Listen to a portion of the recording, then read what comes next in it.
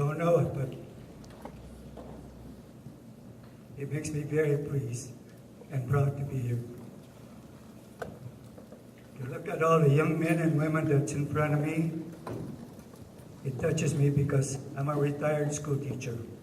I've had the privilege of working with students like you. Thank you for your dedication and the hard work that you've done for us veterans. I'm a little bit teary-eyed right now, but I'll get over that. Thank you. My wife is laughing at me, which is not unusual. And I thank you for that. It's an honor to be here. It is an honor because of the fact that because of veterans like these gentlemen here, I would not be here today. I just spoke to a gentleman that's sitting next to me over here. He's a Pearl Harbor survivor. It's an honor to have met him. I see a couple other gentlemen here. Those of you that serve in the South Pacific, would you please raise your hand beside this gentleman here? Serve in the South Pacific. Thank you. Thank you, sir. Thank you. A friend of mine over here is crying also. Oh, there we go. Thank you. I'd like to start this morning about my life in the Philippines during World War II. I never realized that someday I would be here in the United States. But first, I'd like to thank several asked me to do this. There we go. Try the other one here. Is this one? Yeah, try it.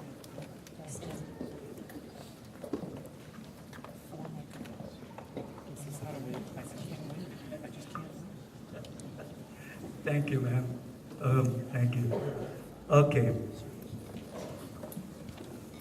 Mr. Hamilton, who's evidently works for manager, is one of the school board members. He inquired with one of our region members about speaker. So my name came up, and then from there, Mr. Williamson, Jeff Wilson, twice, and I've had the privilege of really enjoying his company and learning a little bit about him. And he's been very cooperative with me. And then also the fact that I accepted and I gave him an outline what I was going to make a presentation to, and he agreed to that. And I thank him for that. The administrators and staff here, thank you for allowing me to be here, and I appreciate that. And this is it in the books, but I'm going to do this, Jeff, if you don't mind. I'd like all of the high school students, please, to stand up. All the high school. Thank you. Give yourself a hand, please, for me. I will explain a little later. Give yourself a hand.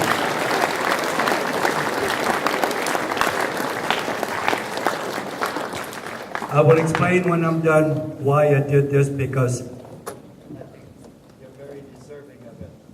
Thank you. Wow. All right.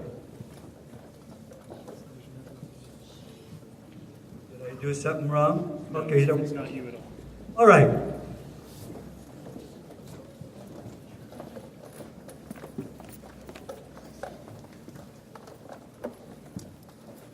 The elementary kids down here below.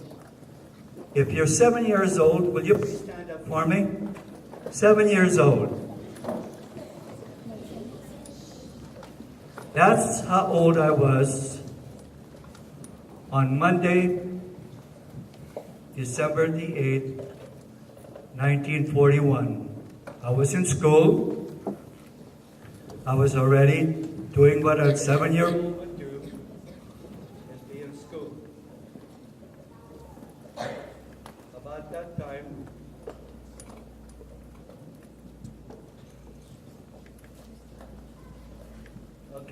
About that time,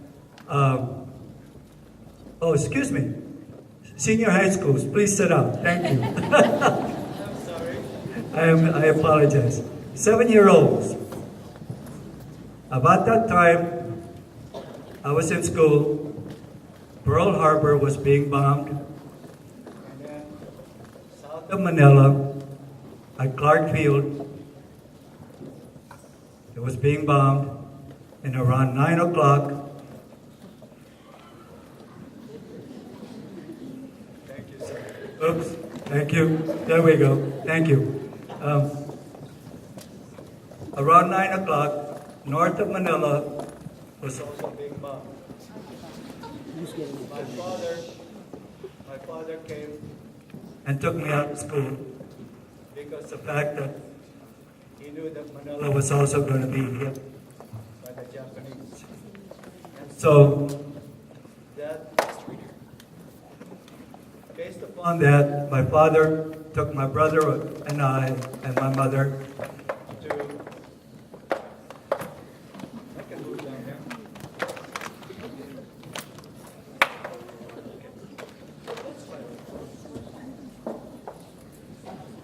Okay, are we okay here? Let's see.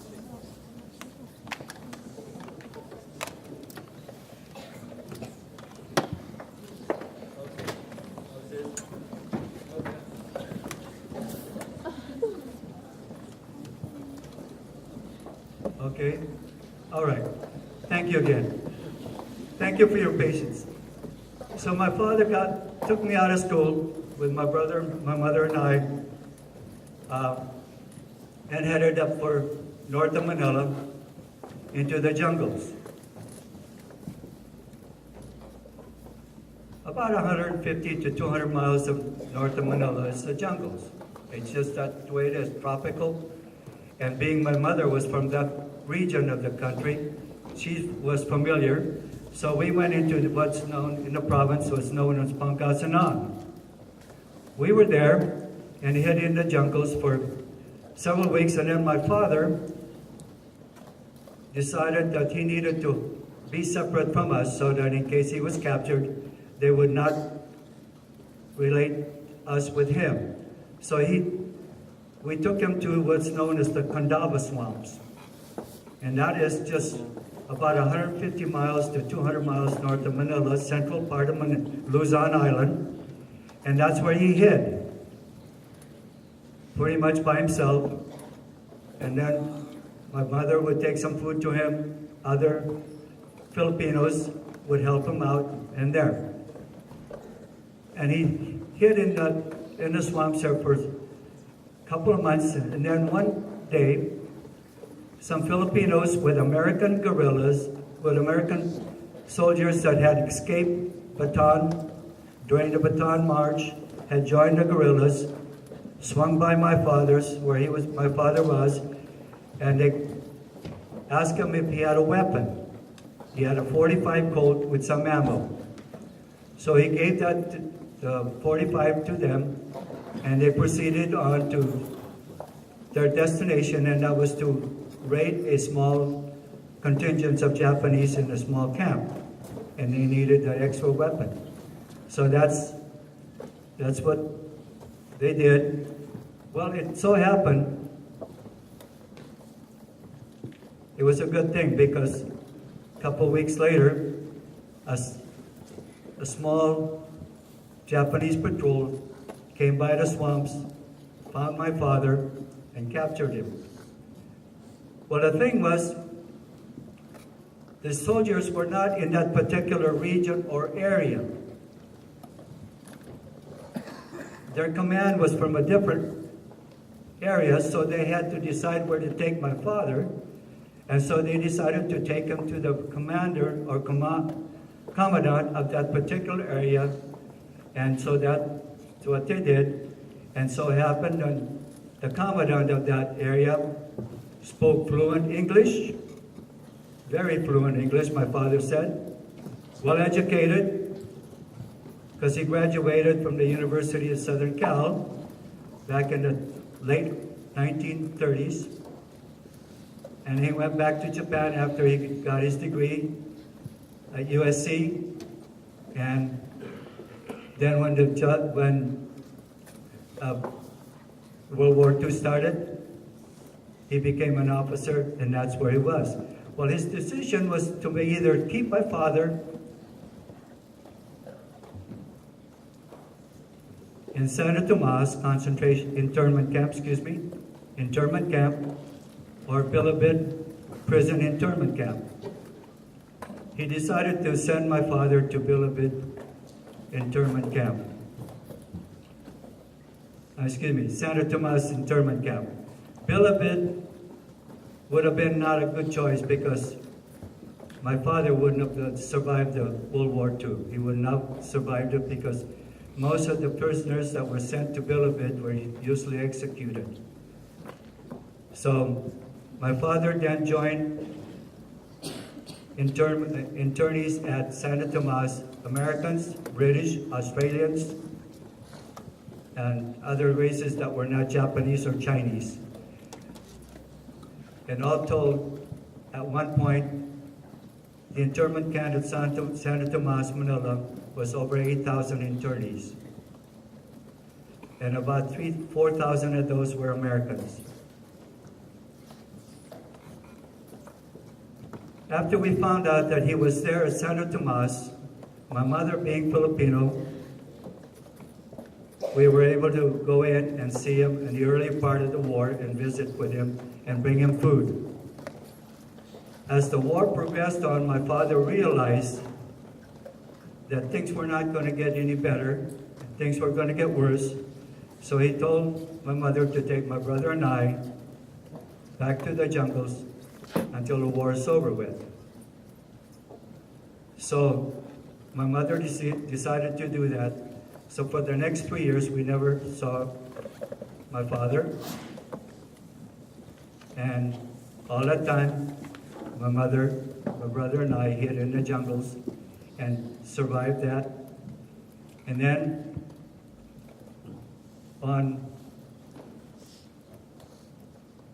first of all, 3 years have gone by, and then things started to change. Those of you that are 10 years old, 10 years old, please stand up. If you're 10, thank you. May be seated, thank you. I was 10 years old when my mother decided to go to Manila because on February the 3rd, about in the middle of the night, the 1st Cavalry Motorized Division came and liberated Santo Tomas. When they landed in Lingayen Gulf, General MacArthur had given the orders to General Griswold, who was the general of the division, orders to come to Manila to liberate Santo Tomas. That was their goal, liberate Santo Tomas internment camp, because he had gotten word that the Japanese were going to start killing all internees throughout the island of Luzon. That's not only Santo Tomas, but Bilibid, Baguio, other Catabawan were all going to had internees in there. So on February the 3rd, the cavalry liberated Santo Tomas. By March the 3rd, 1945, all of Manila was liberated. Then my mother decided to come and look and find my father. When we found him, he was my father's 6'1", 250 pounds. When we found him, he was 150 pounds. He had lost over 100 from lack of food, from many of people died there in Santo Tomas as well as the other internment camps. Well, when the government, the militaries decided that all internees could decide where they wanted to go. My father chose for us to come to the United States. My mother's family was well-to-do, and in Pangasinan they had lots of land, and they offered my father some of the land to, run a plantation type of situation. But my father chose to come to the United States for one reason. He knew that my brother and I could grow up into a free nation, could grow up into a nation that we could do the things we wanted to do and be. He knew that the Philippines, even though it was liberated, even though that in 1946 they would get their independence, it was not a country he felt for us to grow up in. And he knew that the United States was a better country to grow up in. Even today, there's a lot of insecurity in the Philippines. And if you read the paper, once in a while, you'll read about that. So he's selected to choose to come to the United States. About April of 1945, we boarded USS Everly and headed for the USA. And in the process of being out in the middle of the Pacific, we encountered one storm, and in that storm we lost a gentleman from the internment camp. I don't know why or what, but we were out there in the middle of the ocean. And then April the 12th, we got the notice and then news that President Roosevelt had passed away. And so it was those kind of news. And then about towards the end of April, we arrived in San Pedro, California. The processing time was about a month and a half. We were sent from San Pedro to Sacramento, and then my dad decided to want to go to settle in Oregon. Around June, we were on board a train from Sacramento to Portland, Oregon. It was an experience for my brother and I, because when you go over by Mount Shasta, you see that nothing but snow. We've never seen snow before. It was a thrill, new, strange experience. So snow was something we just amazed by it. So when we came to Oregon, the first place we settled was Vanport City. Anybody know where Vanport City is? Raise your hand if you do. I see a few people. All right. Yeah, Vanport City. Vanport City was built by the, I guess, Kaiser people to build for shipbuilders, and so that's where we settled. And that was around June or July, and it was got settled into a second floor apartment, and we lived there. And my father couldn't work because of his health, and then my mother, being Filipino, she had no experience of anything. So, but our life was still pretty good, and we enjoyed it. Now, those of you that are 11 years old, would you please stand up? Oh, quite a few. Thank you. Next question. Thank you. May you sit down, please. Next question. How many of you believe Santa Claus? Believe in Santa Claus? Oh, hey, even some older ones. All right. Even a gentleman over there. Santa Claus. December 25th, 1945 was my first experience of Christmas. I've never knew what Christmas was.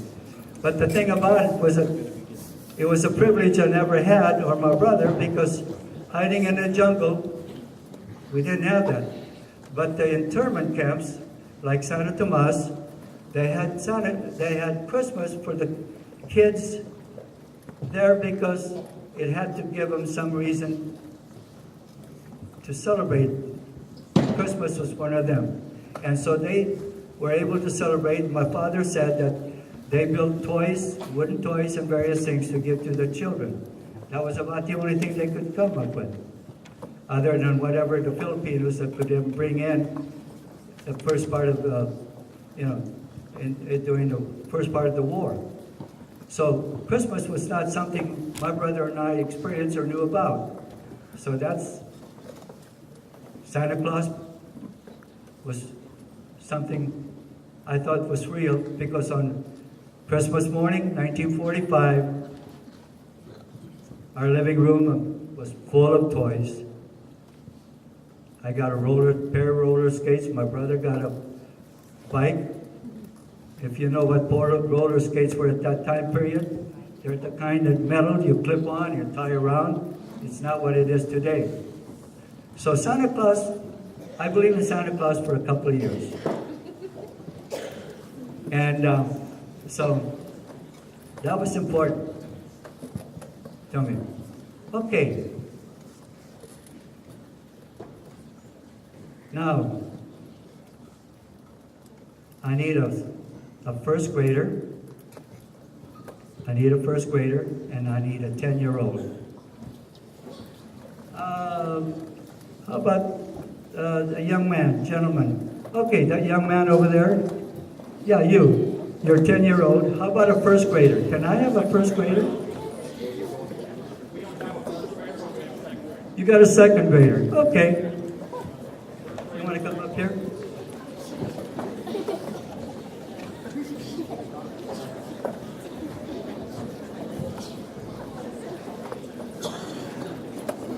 I was 10 years old when I started in the first grade, 1945. Hiding in the jungle, there was no schooling. In the internment camps, to keep the kids occupied, many of the adults were probably teachers, former teachers, business people.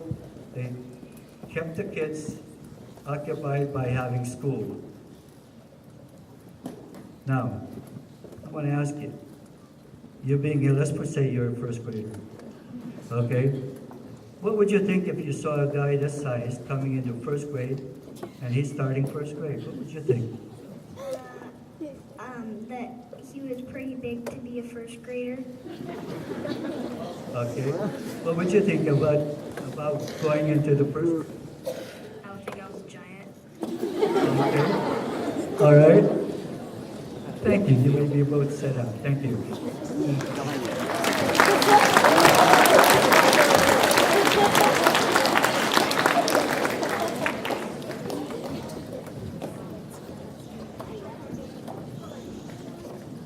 I had to start first grade at the age of 10. So that was an experience for me. Actually, my brother too, because he was younger than I, but both of us had to start in the first grade.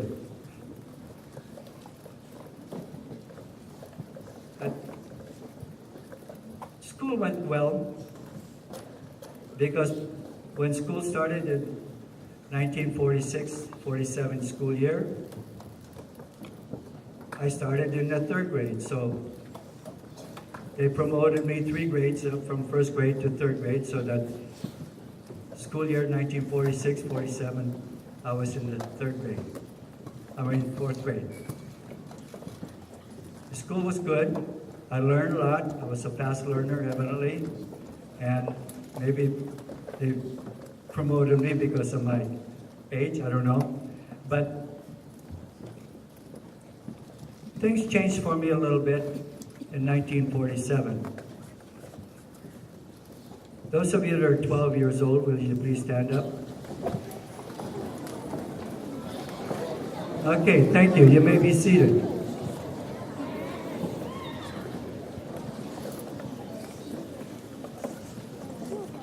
In May of 1947, I was in school. My brother and I were in school.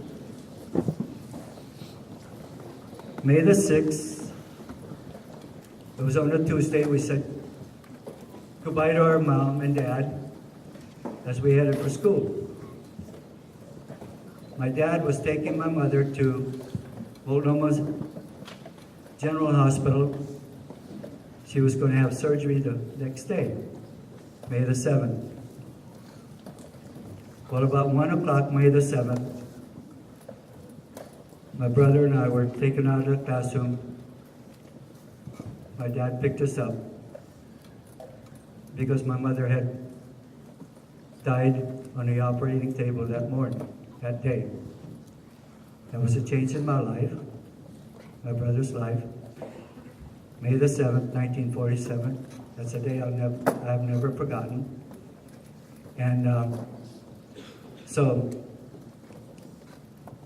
after the funeral and after school's out in June, my dad decided to move to Tualatin. He bought some property. We lived there in Tualatin and moved there about June or July, July and August to Tualatin and settled there. In 48 school year, I started 5th grade at Tualatin Elementary School, and I was there. And it was a good life. I enjoyed it. I went through school there until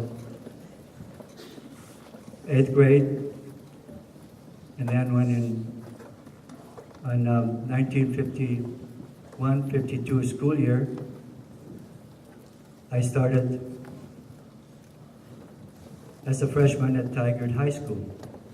Most of my friends, though, grew up in a tract, because of the boundary line, they went to Sherwood High School, and these were friends of mine that were 2, 3 grades ahead of me, because I was 16 when I was a freshman. How many of you are 16 that are freshmen? Anybody that's 16 is freshman up there? Well, that's what I started. But the thing about that was unique for me is because the fact I don't know why or anything, I was elected freshman class president. Surprised, but I was. I really enjoyed it. I enjoyed school, and I really liked it. I played football. I played JV, and then the coach even had me a couple of times suit up in the varsity. So it was a privilege to be at Tigard High School. My friends, though, they were sophomores and juniors in high school, all in Sherwood High School. And then I met a girl. Yeah.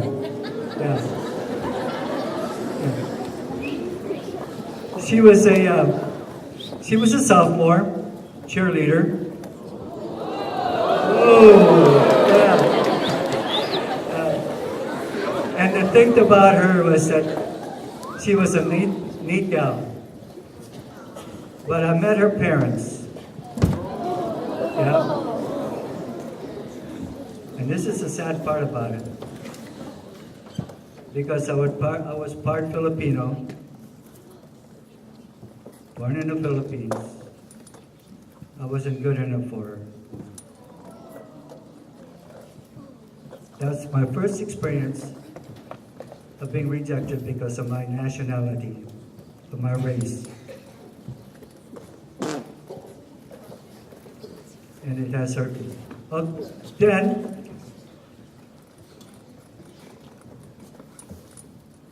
I decided when I was 17 that I wanted to go in the Marine Corps. How many of you 17s get up? Stand up. 17-year-olds? All right. All right. Thank you. I was 17 when I decided to go in the Marine Corps. And my father had served 8 years in the Army. He never had any problem with it. He just said, okay. And he was serving in in the Philippines when he met my mother. So that's how he met my mother, because he was stationed there. So at 17, I decided to join the Corps with my father's consent. There are many people that join the service for various reasons. Some because the government, the state says, or the law says, you need to join the service, straighten up your life. Others do it because they want to do it. I did it because I wanted to pay back my country, the United States, for what they did for me, have done for me and my family. So that was one of the reasons. So on February the 1st, I boarded the train for San Diego boot camp, and I was there for 12 weeks. Went through basic there, and then from there I was given orders to go to Camp Lejeune, North Carolina, and I was going to go to school there, but they decided to send me to a mortar company. So I joined a weapons company, 3rd Marines, 3rd Battalion, 3rd Marine Division. And I was there for, January of May 1953. We went on a NATO training in the Mediterranean Sea. And then after we got back, I got my orders to go to Camp Pendleton, and from Camp Pendleton, I was trained to become a forward observer in 81 mortars, and I went to Korea about the middle part of, May. I think it was around August. Our outfit was on our way to Korea, and it was a month before that. It was July the 27th, the ceasefire, 1953 was there, and so we were heading for Korea. When we got to Korea, my duty was man of post, a bunker next to Panmunjom, and I served there for 14 months there on the bunker as a forward observer. And while I was there, I was involved in seeing the prisoner exchange and all that kind of stuff. We'd had a few skirmishes by the North Koreans coming across the DMZ, demilitarized zone. And so I was there, and then I served my 14 months, and then I came home. And I was discharged on January 31st, 1955. That's my story of my life. My service was excellent. I enjoyed it. I got to see some of the world that I would never thought of doing. And the Marine Corps was very good to me. Now, anybody have a question? I'm going to stop there. I'm not going to go any further in my story about my adult life or anything. Anybody have a question? Anybody? Nobody, huh? How about, yes, sir?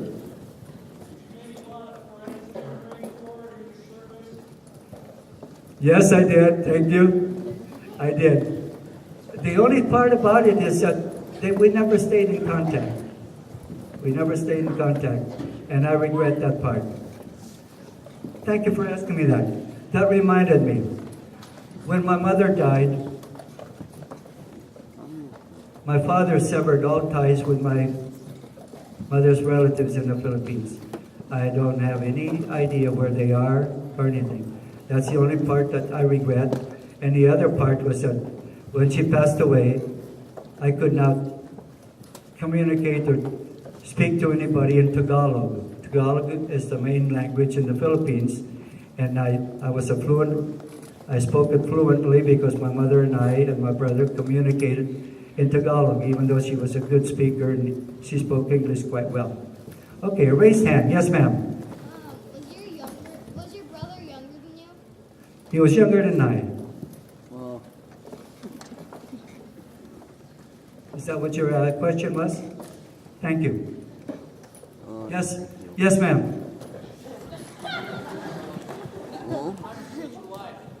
Oh, pardon?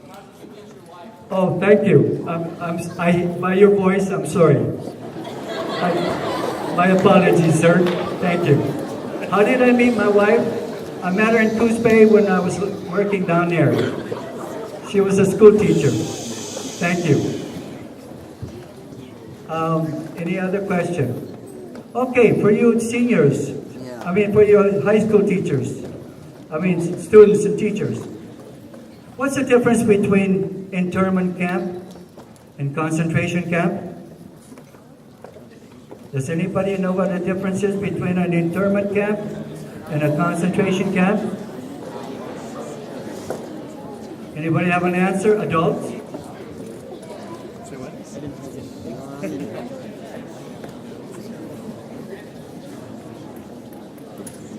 No answer. I'd like you to listen. Okay, somebody has a hand up. Okay, sir? Young man? Yes? They're ordered not to kill anybody, but concentration camps sound like a whatever works, you can kill them and it comes from that. Very good. A concentration camp. Give him a hand.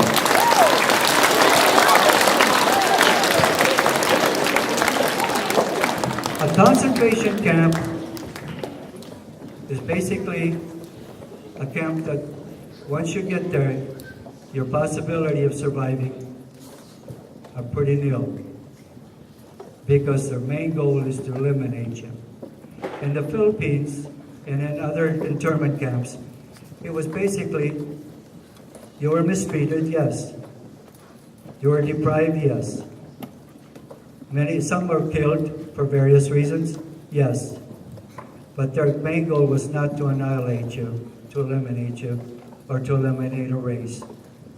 That's the difference between a concentration camp and an internment camp. And it's something that you should remember that.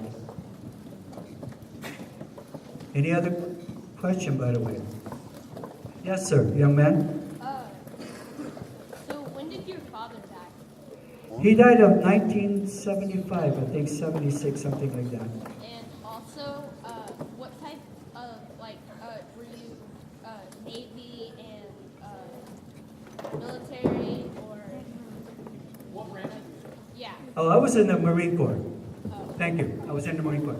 Yes, young lady. Do you have any kids? Do we have any kids? We have 9.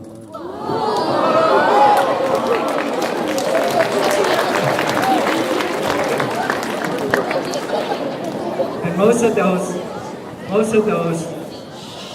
of them were adopted, by the way. Okay, I'm getting a signal here, but Jeff, could you wait a minute?